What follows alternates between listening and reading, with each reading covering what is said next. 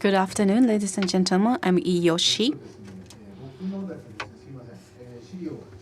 My material, I think the PowerPoint is not included in your handouts, but you can download from this URL. So if you're interested, please download my material.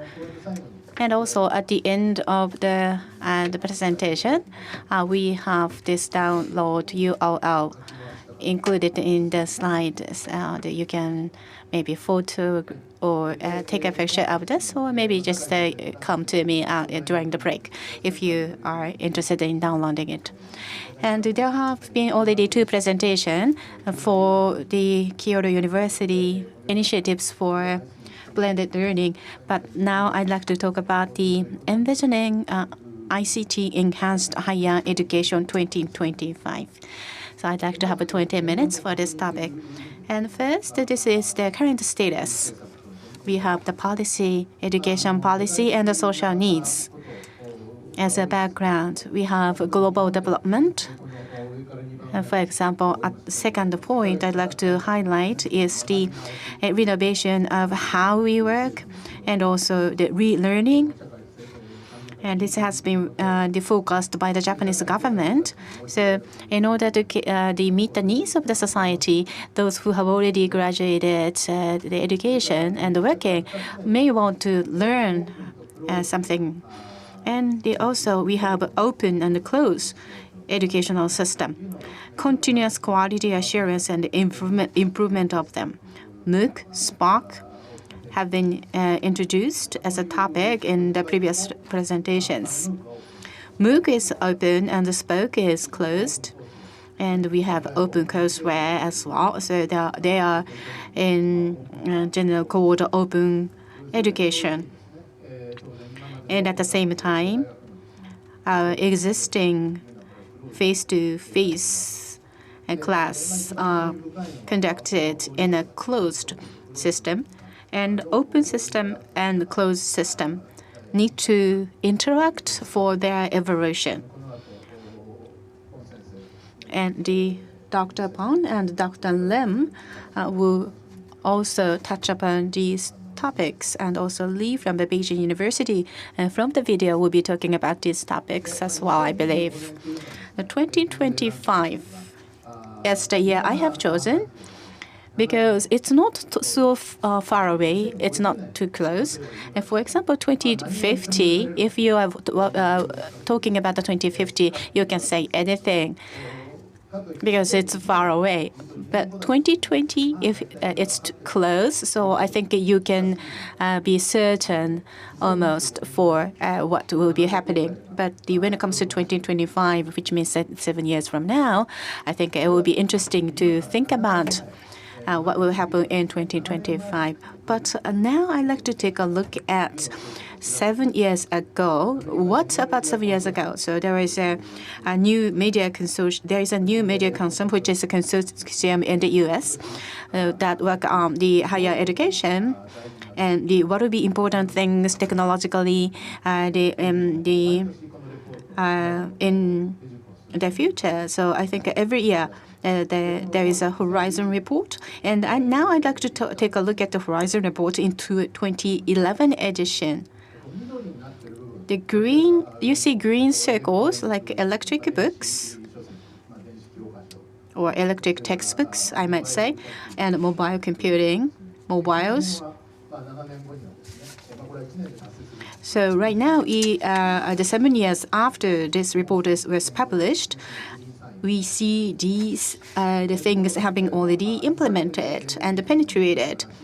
And there are things that for example, augmented reality, the game-based the reality, or these are not started to be used. Maybe some of the medical schools might have be using. And for example, gesture-based computing this is not penetrating at all. And there was the movie called The Minority Report, and you might remember the Tom Cruise displaying the gesture. And so 7 years ago, they thought that this is to be adopted in 4 or 5 years, but it's not penetrating at all, or not implementing at all. So there has been something that has been already adopted, and some it's not adopted at all. And actually 7 years ago, MOOC was about to debut. Dr. Salem, Introduction to AI, was the book he introduced, and it is started the MOOC initiative. So there was a tests of MOOC at that time. So that was the situation, and it's 7 years since the MOOC started, but over the past 7 years, there has been a dramatic increase. And this is the class central data. In the world, we have 78 million students, and maybe more students that are not shown in the data. And also that we have almost 10,000 courses, and 800 universities have been participating in MOOC. And since the start of the MOOC, we have the variety of subject areas in a constant manner. There is a balance. The practical and the subject like teaching or teaching the teacher or the nursing, these are the ones that require certificate. And we thought that maybe that would be the area that the MOOCs will be strong. However, the social science and the humanities, these areas have been also found to be popular as well. And this is another slide that you may be familiar with, because I often talk about this. So every 10 years, for example, in the 90s, it's called as E-decade. And because we have e-commerce, e-businesses, e-publishing, e-learnings. And we have platform for ease, and then it became open source, open system, open standards. And then open education started at the time. And also OpenCourseWare was the trigger for open education. And now 2018, so that means that we are approaching towards the end of the 2010s.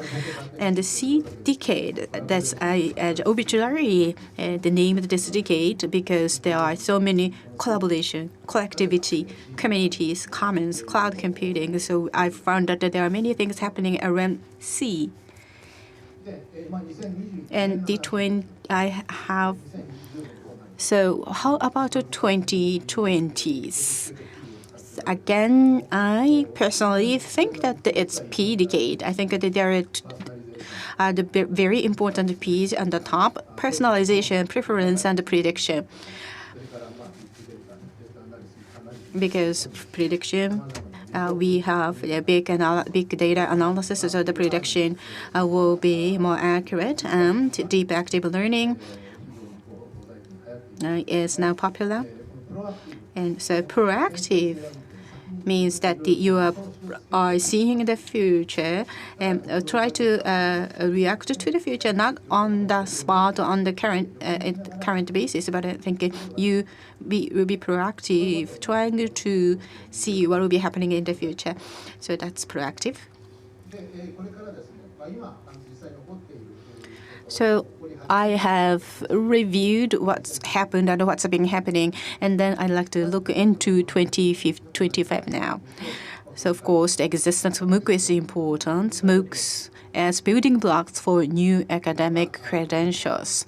So it's been 7 years after the launch of the MOOC, and it's happening now. As Professor Sakai talked about, MicroMaster is one of the examples. MIT and the many 20 other universities have been introduced MicroMaster. So the 1/3 or 50% of the credit can be embedded in this MicroMaster program. And edX professional certificate and Coursera has specializations. Specialization focus on the specific or special technology or techniques like data service or Google IT Support Professional Certificate. If you take a look at the top one, it's specific for the specific company and the specifics for skill set. So there will be, for example, requirement for the completion of the course like this. And another example, specific example is in City, and the AI introductory course was introduced by the Dr. Slang in Stanford, and the nano degrees has been very popular. 53,000 learners have been already learning through this. The nano degree was taken by the 18,000 students already. So you might think that this is quite opportunistic. So which focus is focused on what? And for example, the self-driving car carrier, self-driving is popular, auto-driving is really popular right now, and there are nano degrees. Introduction of the self-driving, it's about $800 4-month course to get this an introduction course. And there is a 9-month one, 240,000 yen. And if you get this certificate, then, for example, Toyota, Nissan, and other automobile-owned non-automobile companies will likely to be interested in you when you try to recruit someone. So 2025, we will be seeing this trend in a more significant manner. That means that in addition to the existing degrees, the ad hoc degrees will become more popular.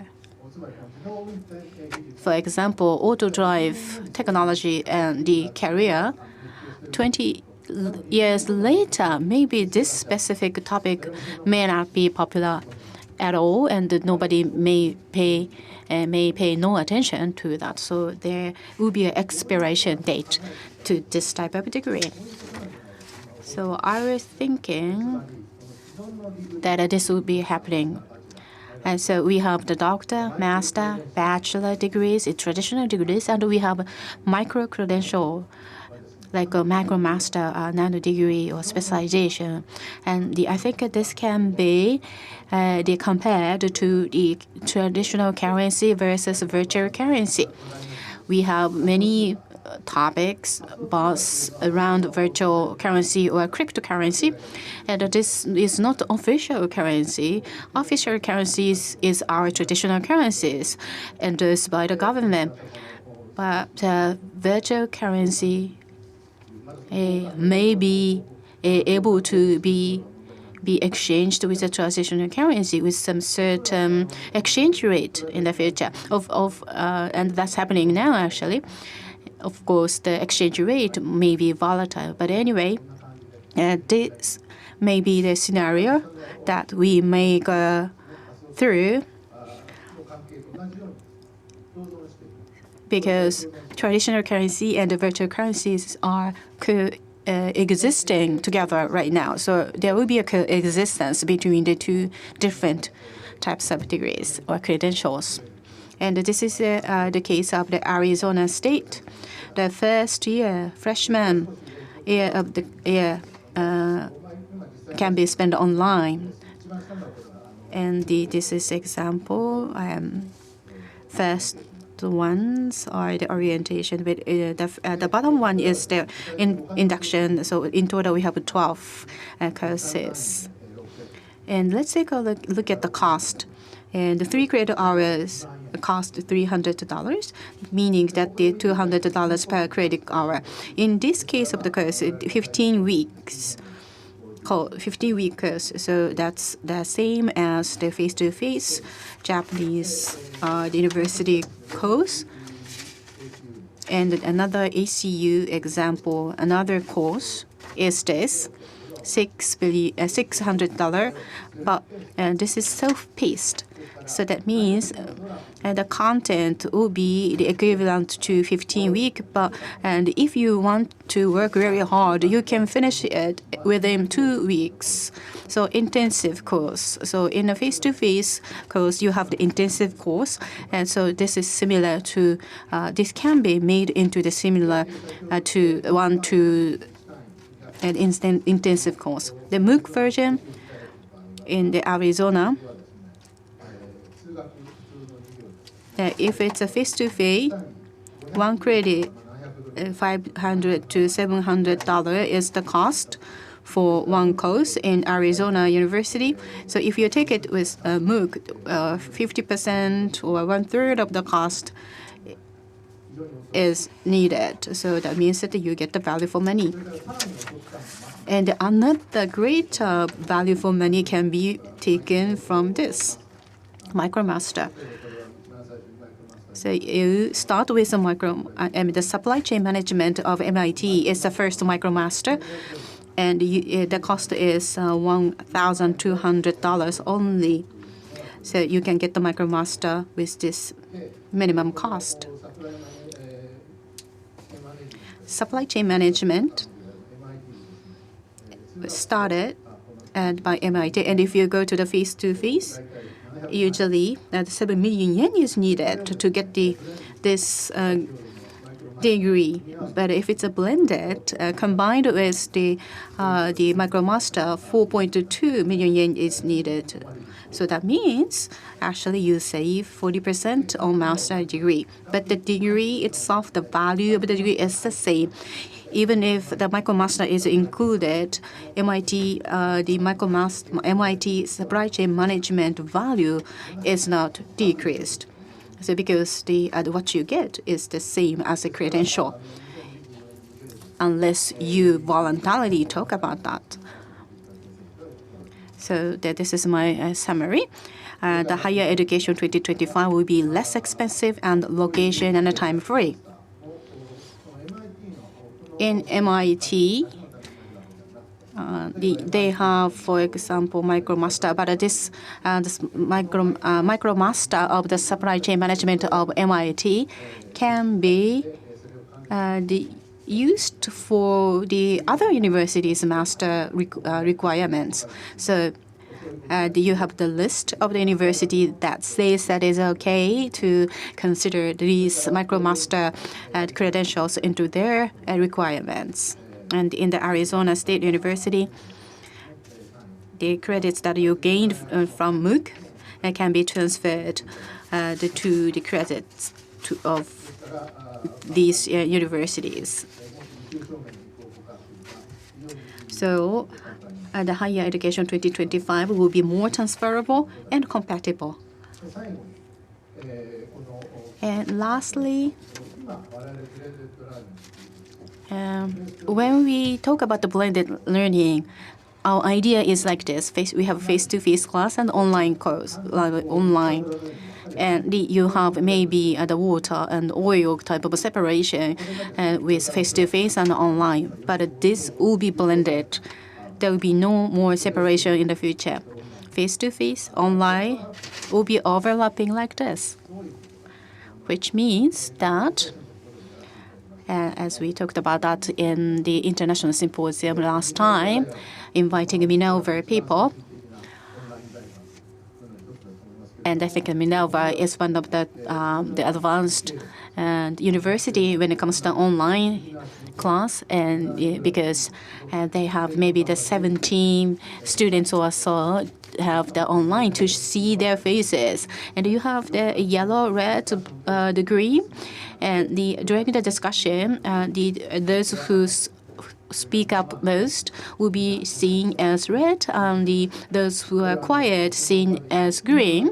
So the instructor or the teacher can take a look at these colors, and he may want to point the student who is green, and this is better, and in that. And in the real classroom, we may not be able to see these colors if it's just the real face-to-face. So there is a back-end processing to feed back the participation status of the students. So actually the online technology will help you to have the more effective face-to-face class. So, and if we have the virtual reality and it's remote, but actually you see the students in front of you because it's a virtual reality, and then I think there will be a very blurred demarcation between online and classroom or face-to-face. And of course, you cannot underestimate the AI. And often you might have the image of the AI beating human or taking the job of a human being, but and actually when we talked about this and in TED as well, which was conducted in the next room, and actually the lifelong learning will be supported by AI. So the AI and the human being can collaborate together, and AI will help us. I think so. I just want to share this. Perhaps you can try to make a short movie. I have learned what movies you have been watching through the on-demand movie rental services over the last 15 years. You seem to like action, science fiction, and comedy movies, and once in a while, serious dramas. Well, I'm a bit worrying about my privacy here, but yeah, definitely these are kinds of movies I really like. But making one is very different, so it's tough what kind of movie I should make. Queen to bishop 3, bishop takes queen, knight takes bishop, checkmate.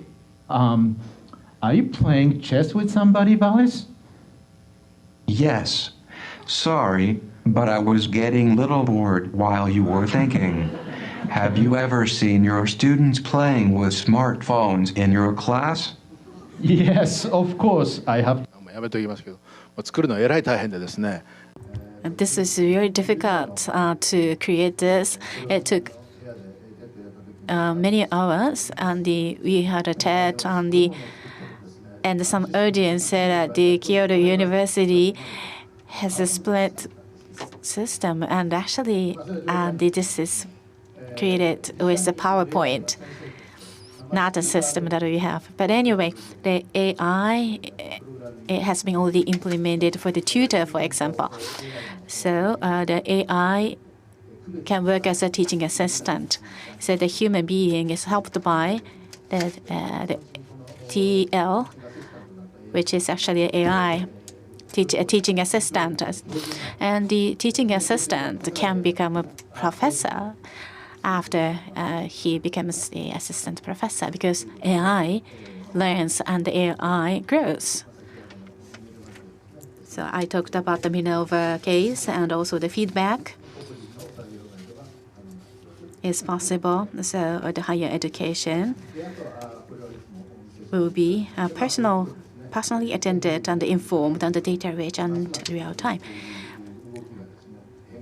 And toward the 21st century, there will be a paradigm shift that can be summarized as these bullet points. Thank you very much for your listening.